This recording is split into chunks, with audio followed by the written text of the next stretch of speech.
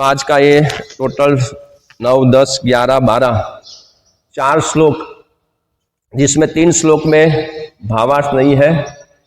लेकिन यहाँ पर कहते हैं कि जब प्रलय होगा तब 100 साल तक सूर्य का प्रखर गर्मी हमको सहन करना पड़ेगा।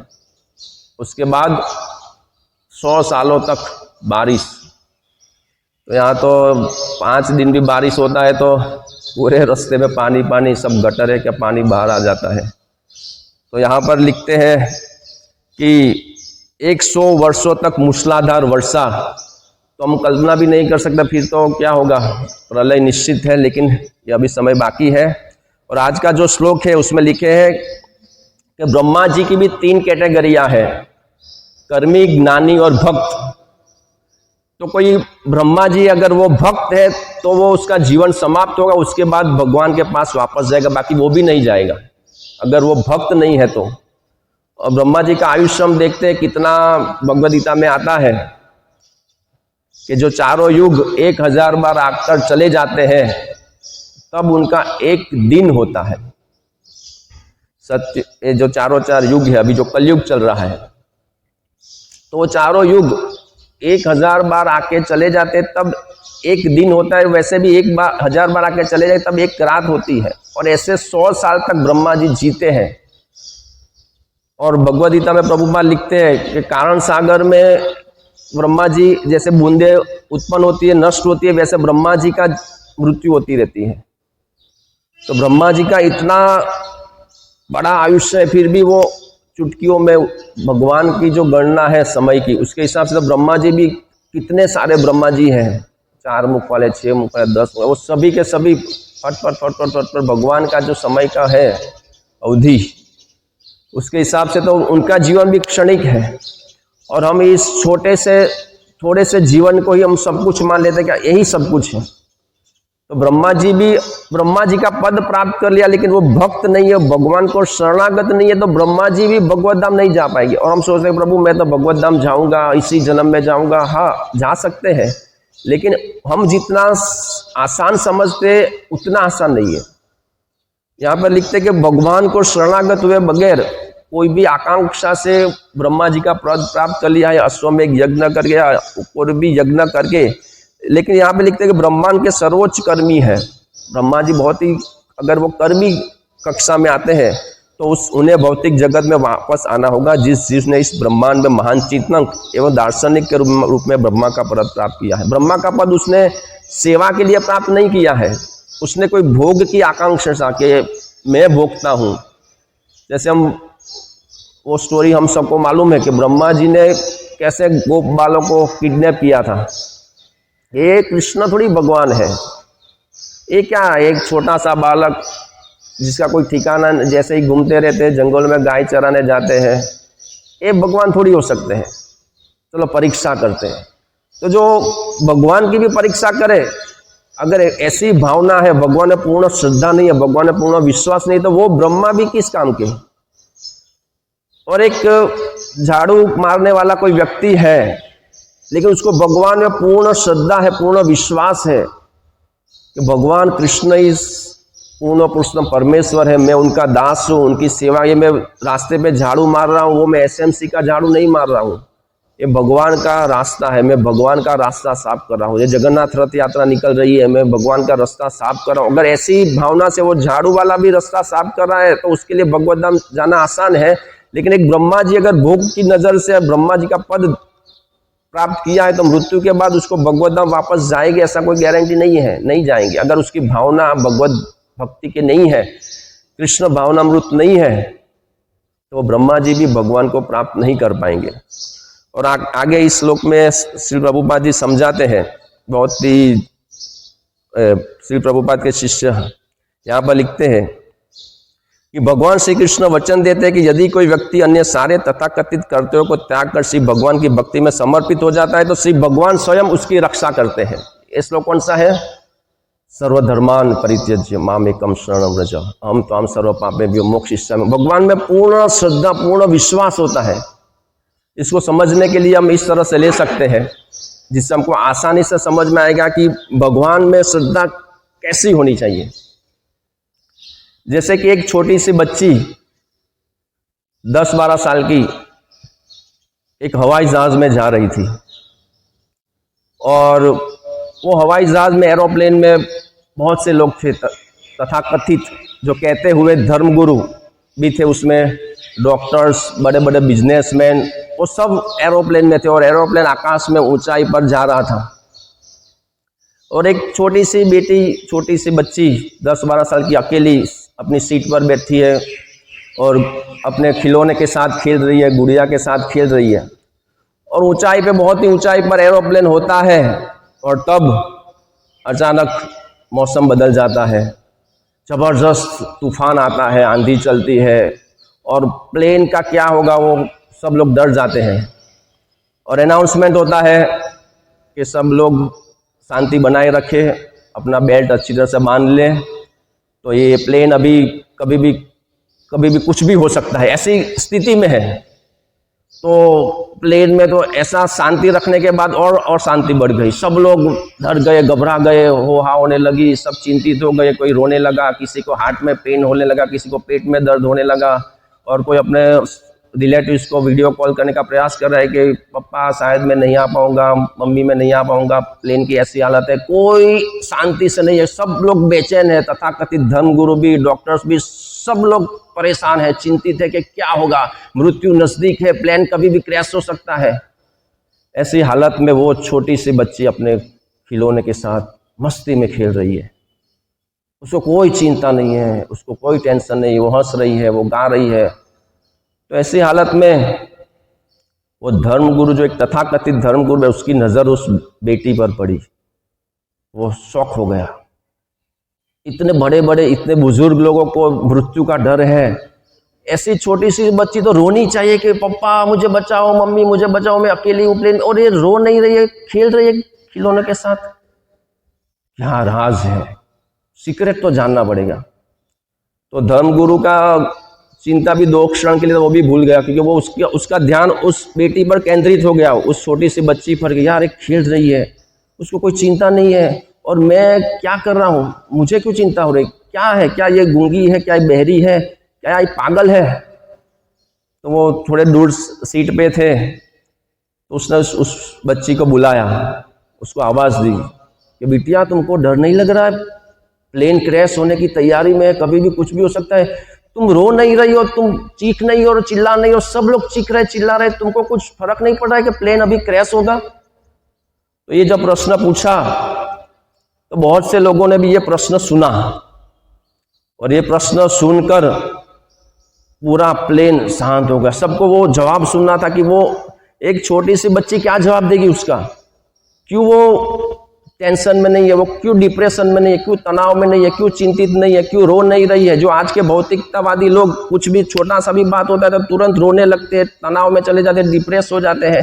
तो वो छोटी सी बच्ची के पास क्या रहस्य है, क्या सीक्रेट है, क्या जवाब देगी वो जवाब सुनने के लिए सब लोग तड़प रहे थे कि क्या है जवाब उसका। तो उसने बोला क्या तुम बहरी हो, गूंगी हो, नहीं बोल सकते हो। तो उसने बोला नहीं अंकल, मैं बोल सकती हूँ, सुन सकती हूँ। तो उसने वो धर्मगुरु, तथाकथित धर्मगुरु ने पूछा कि तू, सब लोग बेचैन है तो तुम क्यों नहीं हो। तो उसने जवाब दिया, और वो जवाब ये था, उसने बोला कि अंकल आपको पता नहीं है, ये जो प्लेन चला रहे हैं वो मेरे पिताजी है, वो जो पायलट है ना, मैं उसकी बेटी हूँ। और मेरे पापा को मालूम है कि मेरी प्यारी सी बेटी इस एरोप्लेन में अकेली बैठी है, वो मुझे बहुत ही प्रेम करते हैं, मेरा हर पल मेरा ध्यान रखते हैं, और मुझे उनके ऊपर दृढ़ विश्वास है कि यस, इस प्लेन को वो कुछ नहीं होने देगी। अब देखना कि इस प्लेन को कुछ भी नहीं होगा, क्योंकि मुझे मेरे पापा पर पूरा विश्वास है, इसलिए मैं प्रसन्न हूँ, मैं गा रही हूँ, कुछ नहीं होगा, क्यों आप चिंता करते हो। और ये सुनकर सब स्तब्ध हो गए, और धर्मगुरुओं ने तालियां बजाई। यार उनको रियलाइज हुआ, उस तथाकथित धर्मगुरु को रियलाइज हुआ कि इस बेटी को अपने पिता पर इतना विश्वास है कि मेरे पिता मुझे इतना प्रेम करते कि वो इस विमान को क्रैश नहीं होने देंगे। तो मैं तथाकथित धर्मगुरु हूँ, मुझे अपने भगवान पर विश्वास क्यों नहीं है।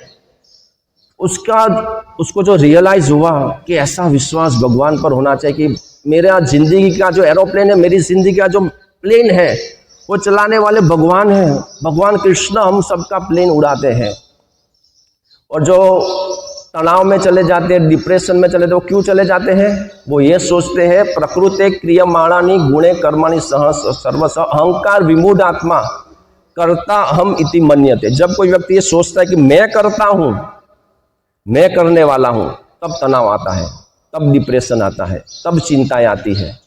इसलिए यहाँ पर बहुत ही सुंदर समझाया गया है, यही समझाया गया है कि कोई व्यक्ति अगर ये समझेगा कि मैं करता हूं, तो वो जब सक्सेस होगा तब तो वो बहुत ही खुश हो जाएगा, मैं करता हूं, देखो मैं स्टार बन गया, मैं ये बन गया, मैं पूरे जगत पे छा गया, मैं करता हूं। और जब वो फेल होगा तो वो आत्महत्या कर लेगा। अभी कल के न्यूज़पेपर में था, सीए की एग्जाम में 3 बार एक लड़की फेल हो गई, उसने आत्महत्या कर ली। मैं करता थोड़ी हूं। इसलिए भगवान भगवत गीता में, भगवत गीता मतलब जबरदस्त भगवान का दिव्य वाणी, भगवान ने इसलिए कहा कि कर्मणे वाधिकारस्ते मां फलेषु कदाचन मां कर्म फल हेतुर्भुर्माते संगोस्ते कर्मणि, कि तुमको कर्म करने की स्वतंत्रता है, इसका फल पे तुम्हारा हक स्वतंत्रता नहीं है। वो फल क्या होगा वो तय तुम नहीं कर सकते। तो सीए की एग्जाम है, हमें पूरी मेहनत से एग्जाम दी, फेल हो गए, कोई बात नहीं, मैं करता थोड़ी हूं। तो इस तरह से जब कोई व्यक्ति सोचेगा, इसलिए भगवान भगवत गीता में ये भी कहते हैं, भोक्तारम यज्ञ तपसाम सर्वलोकम महेश्वरम सुहृदयम सर्वभूतानाम ज्ञात्वा माम शांतिम रुच्यति। वो शांति प्राप्त करके हम शांति के लिए तड़प रहे हैं। कोई ना पूछे ना केम छो, बस शांति, यही जवाब होता है ना, बस शांति। क्या है शांति एक्चुअल में? शांति ये है, भोक्तारम यज्ञ तपसाम सर्वलोकम महेश्वरम। भगवान कृष्ण कहते हैं कि सर्व यज्ञ, सर्व तपस्या, सबका जो भोक्ता हूं वो मैं हूं। भोक्तारम यज्ञ तपसम सर्वलोक महेश्वरम, जितने भी अनंत कोटि ब्रह्मांड के मालिक, उसमें जितने भी लोक है, उसमें जितने भी देवता है, उसमें जितने भी जीवात्मा है, उसमें जितने भी जड़ वस्तु है, उसमें जो कुछ भी, जहां कुछ भी, जितना कुछ भी, जो कुछ भी है, वो सब कुछ के मालिक भगवान कहते हैं मैं हूं। भोक्तारम यज्ञ तपसम सर्वलोक महेश्वरम सुहृदयम सर्वभूतानाम, मैं सबका शुभेच्छक मित्र हूं। ज्ञात्वा माम शांतिम रुच्यते, ऐसी भावना में जो होता है वो चिंता नहीं करेगा, वो तनाव में नहीं आएगा, वो डिप्रेशन में नहीं होगा। यार भगवान भोगता है, भगवान आनंद प्राप्त करने वाले, मैं तो उनका सेवक हूँ। भगवान ने मेरे साथ जो किया ठीक है, भगवान की मर्जी, शांति हो जाएगी। भगवान सभी के मालिक है, ठीक है, मेरी गाड़ी का एक्सीडेंट हो गया, भगवान उस गाड़ी के मालिक है, ठीक है, मेरे कोई रिलेटिव्स एक्सपायर हो गए, मेरा बेटा एक्सपायर हो गया, मेरे मम्मी पापा कोई भी एक्सपायर हो गया, ठीक है, भगवान का अंश था, भगवान का ने दिया था वो शरीर, भगवान ने ले लिया, कोई तनाव, कोई ठीक है, दुख होगा वो अलग बात है, लेकिन वो डिप्रेस नहीं होगा। सूर्य भोक्तारम यज्ञ तपसाम सर्वलोक महेश्वरम सुहृदयम सर्वभूतानाम, कोई सब भगवान मेरे परम शुभेच्छक मित्र है, बेस्ट फ्रेंड। अभी फेसबुक में और इंस्टाग्राम सब जगह फॉलो और ऐड फ्रेंड रिक्वेस्ट, सबसे बड़े फ्रेंड तो हृदय में बैठे हैं। सबसे परम शुभेच्छक मित्र तो भगवान कृष्ण है। तो भगवान कृष्ण सबके मित्र है, सर्व शुभेच्छक मित्र। और यहाँ पर क्या लिखते हैं, सर्व लोग सबके शुभेच्छक मित्र, मतलब कि जिसकी शुभ इच्छा करते हैं, किसी का भगवान बुरा नहीं चाहते हैं। अगर हमारे यहाँ बिजनेस में करोड़ों का नुकसान हो गया तो भी यही समझना है कि सर्व शुभेच्छक मित्र कृष्ण है, तो इसके पीछे भगवान का कुछ हाथ है, इसके पीछे भगवान की कुछ शुभ भावना है। जीवन में कुछ भी खराब हो, अगर हम ये सोचे कि भगवान सर्व शुभेच्छक मित्र है, मेरे साथ जो हुआ वो इसके पीछे भगवान ने मेरा भला किया है, तो उसको शांति मिलेगी, उसको डिप्रेशन नहीं मिलेगा, उसको तनाव नहीं मिलेगा। और भगवान एक श्लोक में कहते हैं, मात्रा स्पर्शास्तु कौन्तेय शीतोष्ण सुख दुग्धा आगमा पाइनो नित्यास तान तितिक्षस्व भारत। भगवान कहते हैं कि अभी बहुत ठंडी पड़ रही है, तो भगवान के हमने ठंडी थोड़ी बुलाई थी, वो आई अपने हिसाब से चली जाएगी। गर्मी आएगी वो भी चली जाएगी। उसी तरह सुख कोई बुलाता नहीं, सुख बुलाते हैं, आ जाता है उसके समय पर। दुख कोई बुलाता नहीं है, फिर भी आ जाता है। चला जाता है।